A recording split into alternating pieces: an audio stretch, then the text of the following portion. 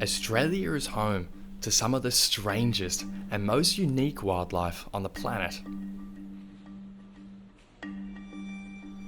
Cut off from the rest of the world over 10 million years ago, the animals here have evolved some truly unique and peculiar ways of surviving in this landscape.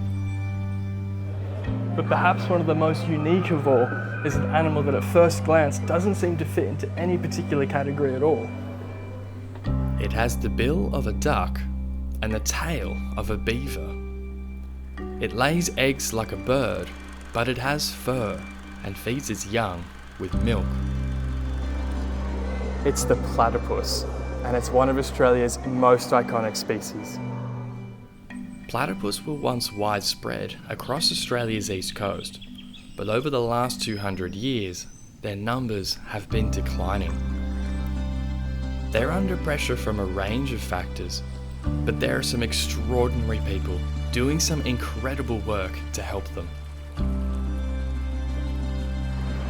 I'm Remy Tarasin, and as a Darwin 200 leader, I'm going to be spending the next week learning about all the pressures these amazing little animals face, but more importantly, what we can do to help them.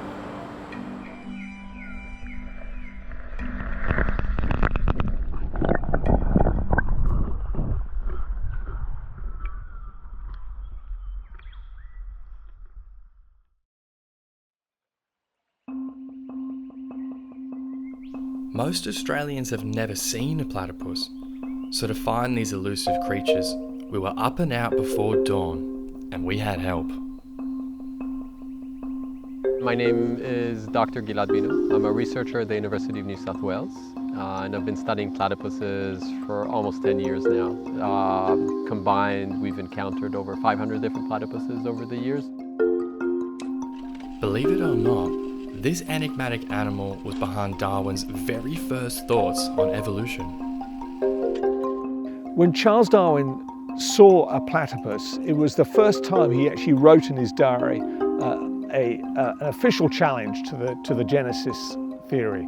And he actually started to think at that point that maybe there was some other process at work other than God creating all the species. Australia's Indigenous peoples have their own origin story of forbidden love. The mother is Gaga, and she's a duck, and then the father's Bigoon, who's a water rat. So we call the platypus Biladurung, and in Wiradjuri language, it's a Biladurung. A Bila is a river, and Durung is a digger, so he's a river digger, and that's just what they do. But since 1836, the river diggers faced a new threat: the fur trade.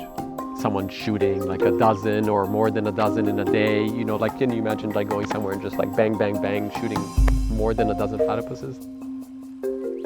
We just needed to find one.